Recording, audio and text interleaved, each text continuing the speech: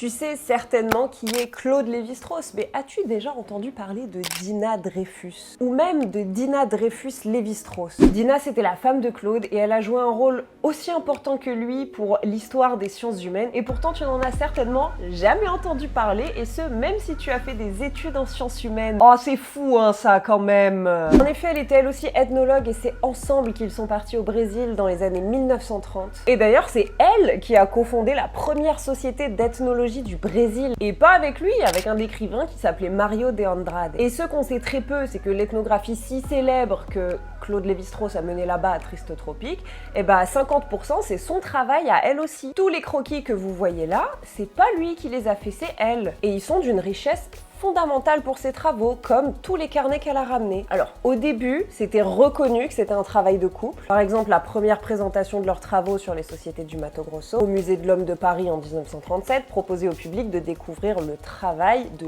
Dinah et Claude Lévi-Strauss. Et puis, Dinah, elle a dû quitter le Brésil parce qu'elle a contracté une infection oculaire et qu'elle a dû aller se faire soigner en France pendant une expédition chez les Nambiquara. Et puis après, Claude Lévi-Strauss est devenu une star et Dinah, elle a été complètement occultée de l'histoire. À l'époque de Dinah, l'anthropologie, comme toutes les sciences, enfin comme le monde moderne, était dominé par les hommes, et les contributions des femmes, elles étaient quasiment toujours reléguées en arrière-plan. Et Claude Lévi-Strauss, avec son statut de fondateur du structuralisme, il a très vite acquis une renommée internationale qui a éclipsé le travail de Dinah, et même lorsqu'ils travaillaient ensemble. Dinah, elle a souvent été d'ailleurs perçue comme l'assistante de Monsieur Claude Lévi-Strauss, éventuellement comme sa compagne, mais assez rarement comme une chercheuse à part entière. D'ailleurs, au bout d'un moment, elle était mentionnée plus que comme la femme d'eux, et ça a réduit fondamentalement la reconnaissance de son travail. Le couple a divorcé en 1939, elle s'est réorientée vers la philosophie, et étant une femme brillante quoi qu'il arrive, elle a complètement modernisé l'enseignement supérieur de la philosophie en France. Donc peut-être que si vous avez étudié la philosophie, vous avez entendu parler d'elle. Elle a même été la première femme nommée inspectrice générale de philosophie. Mais encore aujourd'hui, sans le savoir, de nombreuses personnes lisent son travail à elle et l'attribuent